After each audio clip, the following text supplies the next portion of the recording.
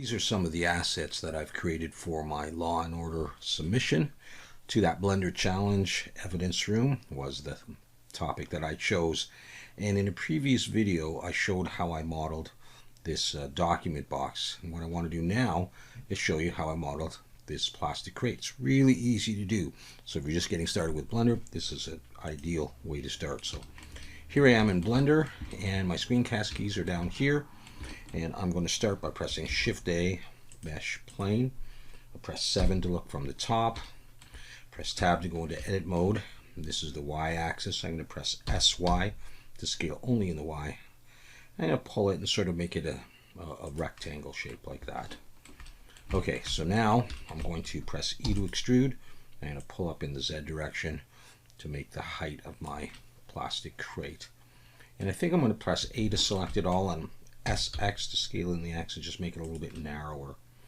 So we'll go with something like that. Press 3 for face selection.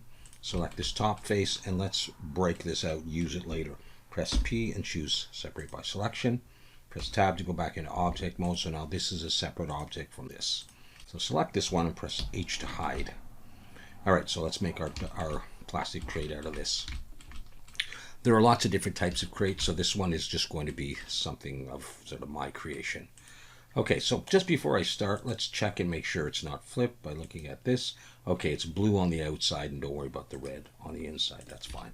Tab into edit mode and press Control R. That's going to drop an edge loop and it'll go all the way around it. Click, and then press Control B for bevel and pull so that you just have two edges going up and down. Do something like that, almost like a third of the distance. All right, now we're going to make a little indent. We're going to press E, left click, Alt S, and then hold Shift and either pull or push, whichever one makes it go in. So I'm pulling, make it come in something like that.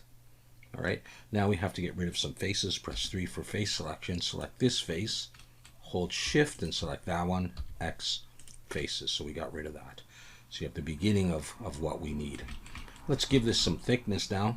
A to select it all, and we're going to do that E and Alt S again. E, left click, Alt S, hold Shift. Doesn't really matter which way you go. Maybe I'll go out like that. Okay, so we have some thickness now to it, and we'll just double check. It's all blue. Okay, so that's good. All right, looking from the front roughly, let's press Control R for another edge loop. Click, and you can now drag it up and down. I'm going to drag it so it's about there, sort of like a third of the way up, or 2/3 of the way up. All right, now Alt-A to deselect, and press 3 for face selection, and click on one of these edges and hold Shift and Alt. Shift and Alt, and that selects all of the faces all the way around, okay? Shift and Alt. And we're going to give this some thickness by pressing E, Alt-S, push, to make it come out a little bit more. So now it's protruding out. But we have an extra edge in here. We don't need this edge right in the middle. So press 2 for edge selection, Shift Alt and click that edge, X, and don't just delete them, dissolve. We have this. Okay, so there's our storage crate or whatever, plastic crate so far. All right, we're going to bevel some of these edges. Press 2 for edge selection, Shift and Alt to get the whole thing. You have to do that. You don't want to just select a piece. You have to press Shift and Alt and get the whole thing. Turn, Shift and Alt, Shift and Alt, Shift and Alt. And now we're going to bevel with Control B, hold Shift, pull, give it a nice big separation, something like that, and then roll your mouse up. 1, 2, 3. Should be a total of 5 vertical edges there. Okay, that'll give us a nice rounding there. Okay, back into edit mode, deselect that, 2 for edge selection, Shift Alt and click this edge, this one, and this one. And it'll be on the other side as well. Okay, so we're going to bevel that. Control B, hold Shift, pull, but roll, but I think we can roll back to 3, just to reduce the number of polys. We still get a nice rounding. Okay, deselect and come back in object mode and look. Okay, a little bit more beveling to do. Shift and Alt and click that outer edge. Shift and Alt and click that inner edge. And zoom in. Control B, pull with 3. Round it like that. Let's work our way down. We want this one. Shift and Alt and click this one. And the underside one as well. Control B, hold shift, pull, do that. Finally, the bottom one here, shift alt and click. We'll have to shift alt and click a few times around the bottom to select the whole thing. Now be careful here because you can get some vertices overlapping, so just go Control B, hold shift, pull, and if you pull too much, you see the gray piece starting to come through in the middle there, so don't go that far. Just something like that. It's rounded, and there we go. Let's taper this a bit. Press 1 to look from the front, go into edit mode, deselect, go into wireframe, press B and drag a rectangle around just the bottom part there, and just press SX, hold shift, and just gently move it in a little bit, like that. Press 3 to look from the side, and press SY. Hold shift, gently pull it in like that. You get a little bit of tapering in the bottom. All right, now, if I take this and I shade smooth now, it may not look that good yet. So let's go into edit mode, deselect, Control R on the inside, click and drag it down near the bottom. So that'll help a little bit, but we're not quite done. We're going to add a modifier to this. Over at the wrench, add modifier, normals, and weighted normal. And that should clear it up. Double check that everything is facing the right way. Alt H to bring back the top. Press 7 to look from the top down. Go into edit mode. A to select that top piece, and let's go into wireframe, Z wireframe. I want to scale it out wider than the base. SX, hold shift if you need to. Go past there. Don't worry about how much right now. SY, and go past there. Something like that. Press 1 for vertex selection, so we have the 4 vertices selected, and we're going to bevel this. We're going to round it. Shift Control B, not just Control B. Shift Control and B. Hold Shift button to go slower and start pulling. And give it a nice rounding, but I'm going to roll my mouse up 1, 2, so there's 5, like that. A to select it also, you can see what we've got. We may have to make that a little bigger, but we'll see. For now, we're going to extrude it up, E to extrude, and just gesture upwards to give it some height, something like this. We probably will make it a bit bigger. But before we lose this selection, I'm going to press E and S. So E to extrude and S to scale. Pull it in like this. Press 7 to look from the top. You'll notice that it's thicker here than here, so let's press SX and pull it in a little bit to sort of make it a little bit more even, like that. And now we're going to extrude this down, E to extrude, pull down in the Z just a little bit, and then press S to scale it, just angle it a little bit. It just looks a little bit better than going straight down. Okay, now let's work on some bevels. 2 for edge selection. Shift Alt and click here, and we'll do this one as well. Control B, pull, but let's roll back to just 3. I think that's enough. A nice sort of wide bevel. Deselect, Shift Alt and click this one, Control B, do that one. And we're also going to press 3 for face selection and select this. And we're going to press I to inset in just a second. That's going to help with the shading, because if I take it now, shade smooth, you see that line there? It doesn't look that good. So press I to inset and just hold shift and just drag it in just a tiny bit. And that pretty much clears it up. But I want to do a little bit of work underneath, so I'm going to take it and press slash to focus on it. Go into edit mode, 3 for face selection, and select that face. And I'm going to scale it in a little bit, and then I'm going to extrude it up a bit. And I don't really need that underside. I can't imagine ever seeing it unless you take the lid off. If you're ever going to take the lid off, fine, keep it. But I'm going to delete it just to get rid of that. And then I need to bevel this edge here. So 2 for edge selection, Shift Alt and click, and Control B and bevel just with 3. And that should clear that up a bit. I might need one more edge loop here because I only have 2 and usually I have 3. So I'm going to Control R, click, and just drag it. And that'll tighten that up a little bit. And that's our top. Slash key to bring the other part back. And then we just look at it and decide if it looks good. I think it needs to be scaled. I'm just going to press S, hold shift, scale it a bit more, and then let's try pulling it down and seeing if it looks like it fits. See, you're never going to look under there, really. That sort of looks okay to me.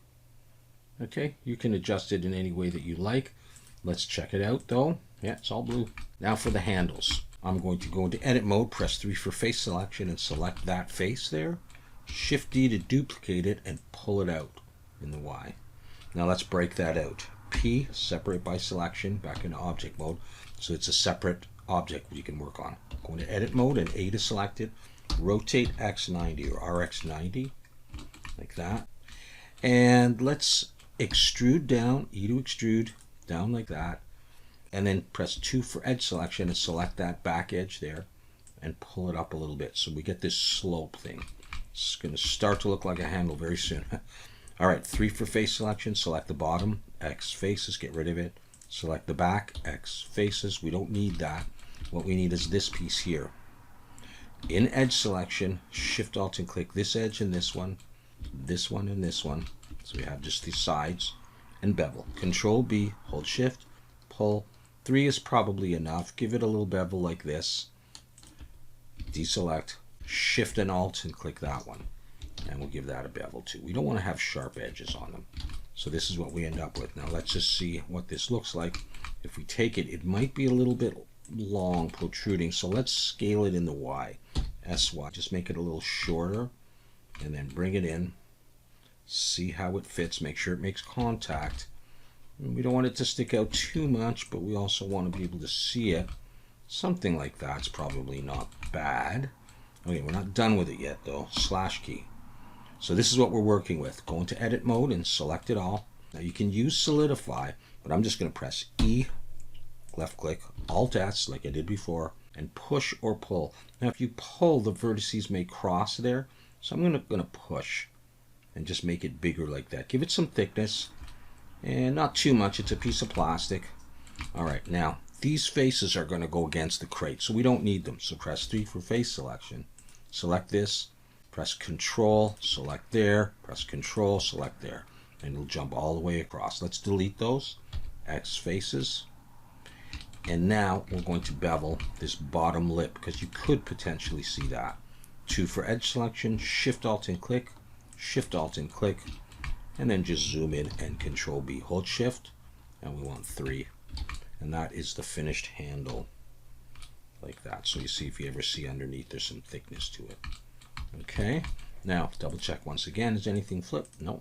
Okay, we can mirror this. My 3D cursor is still right in the middle, so I can set the origin of this object to the 3D cursor, and then generate mirror. And it'll be in the Y. So hide the X. Just like that. And I'm happy enough with that, so I'm going to apply the mirror. And I'm going to select this, and I'm going to join them, Control J. I'm also going to select the top and the bottom, and I'm going to Control J. And that's assuming you're not going to take the top off.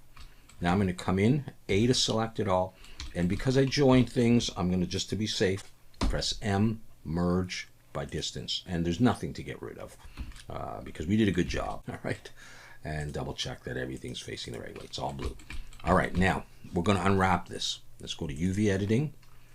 If it's not already selected, select it all. And we are going to do the easiest thing possible. Now, I don't recommend this for complicated models. This is a very simple model, and the texturing we're going to do in Substance Painter is very simple. And so this will work for us, mostly. But if you want to do any complicated texturing, you don't want to just use this method. But for now, we can easily just press U and choose Cube Project. And that works often when you have relatively rectangular or square things. Do that, and we have this mess. A to select it all. And I'm now going to come up and try UV Average Island Scale and see if it makes a change. It made a small change, all right? So that's fine. And now we're going to pack. Now you can use Blender to pack the islands, but I have Pack Master 3, and so I'm going to use that. I'm just going to press pack. Either one will do it. Pack, let it do its job, and there is our UV map with all of these things, all the islands separated out relatively nicely. All right, so this should work for what we want to do, but keep in mind this cut it up into lots of pieces. So if you needed a texture that was seamless going across, you may have some problem as it tries to go from this island to maybe this island. But for what we're doing, it should be okay. So we're done with that. We can now select our model and create an FBX. Export FBX. Choose your folder. I'm going to call this Plastic Crate Video. And I'm going to choose Selected Objects and Mesh. And that's it. Export. Now you should save your file. I'm not going to worry about that right now. All right, over to Substance Painter. File, New. I'm going to choose 2K, OpenGL, select. And this is Plastic Crate Video. And open it. And there it is. And right off the bat, I'm going to turn anti-aliasing on. And then we're going to bake the maps. Bake mesh maps. I'm going to choose just 1024. I'm going to uncheck ID. But I may come to curvature. And for the method, instead of generate from mesh, I may switch that to generate from normal map. Okay, let's bake. All right, so over here in the layers, let's delete the default layer. I'm going to use Plastic Glossy Pure. And that will look like this. And then I'll come over here and I'll maybe just increase the roughness a bit, but I do want it to be kind of shiny. It's that kind of a thing. All right, you change the color if you want. I may just go with that color. And then we can try to add some effects to it if we want. All right, so let's do the following. First of all, let's try some dirt. Color and roughness. Bring the roughness all the way up. Bring the dirt. I'll use a brownish black color. And we'll just try this. I'm going to add a black mask and use the dirt generator. So generator and choose dirt. It's going to be way too much. Drag it down just so that there's a little bit of a shadow in the crevices, and that's fine with me, unless you want to put more on there. It's almost like ambient occlusion at this point. Yeah, I'll leave that. I'm just going to call that D for dirt. Let's try adding some dust on this by adding a fill. Alt-click color, just use the whiteness. Don't even have to add a black mask. Let's come over here to our smart masks and type in dust and see if we can get a real soft. What is this? Dust soft edges. Just experiment with these things. Yeah, that doesn't look very good. Dust soft 2. Oh, I do like that actually. You see this line here? Because of the way we unwrapped, these are the problems we can run into. Now you can add a paint layer and go in there and add, I wouldn't use this brush necessarily, but you can add stuff. Let's do this. Let's go to brushes and dirt, maybe a dirt brush. And just don't have too much. And let's see if we can take some of that out. Put some of that in. Here, I'll try to do it here. Here, let's do a whole bunch, and then I'll get rid of some. That kind of thing. All right, the other thing that we can do is instead of having it white, like a light blue kind of color, let's try just something different. Let's say, and you have that.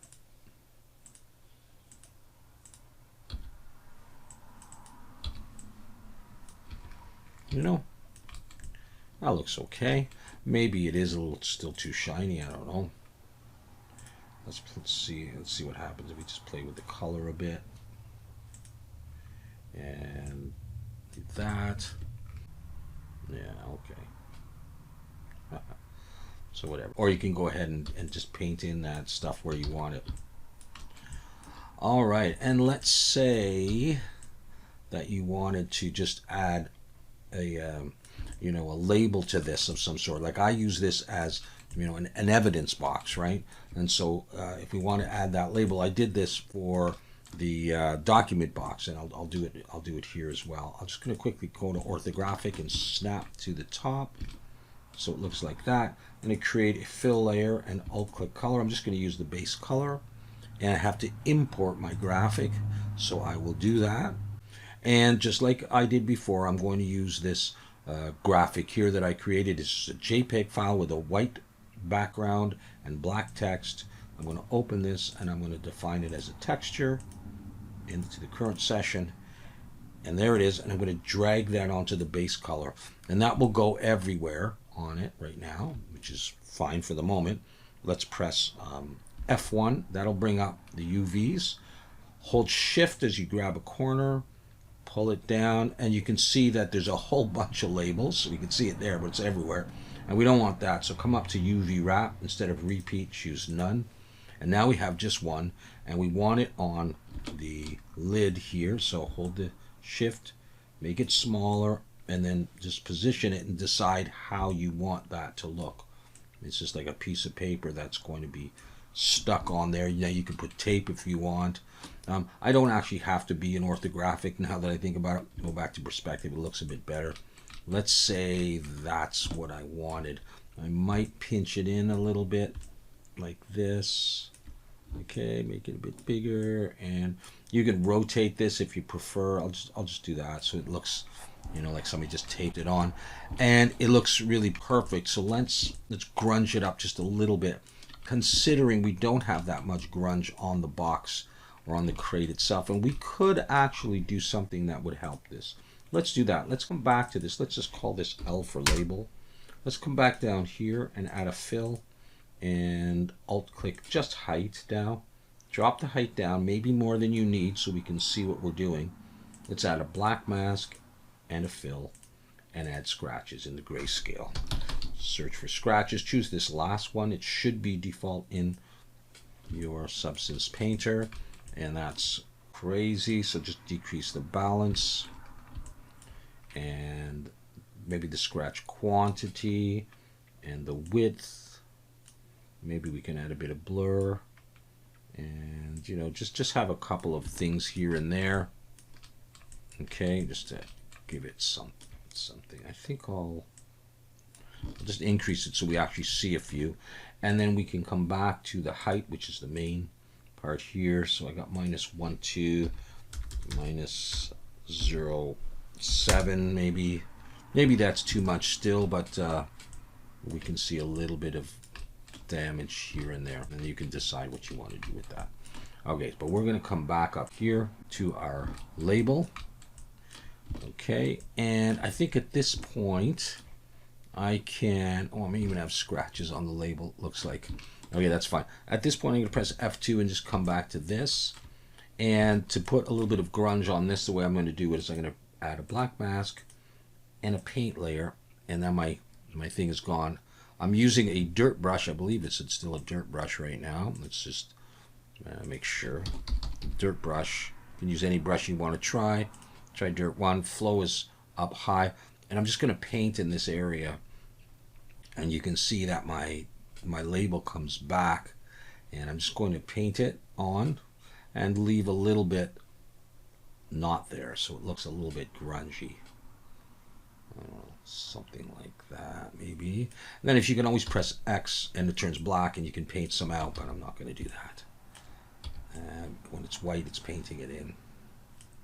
Okay, so maybe something like that.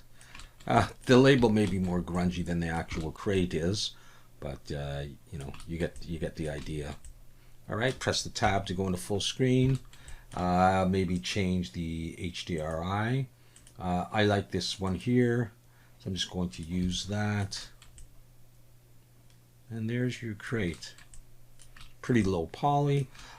Simple with respect to the textures. I mean, in this one texture here, and by the way, you should probably label this as crate or whatever. It's got everything. You just have to load crate in Unity, Blender, whatever, and it's got all of this stuff. Okay.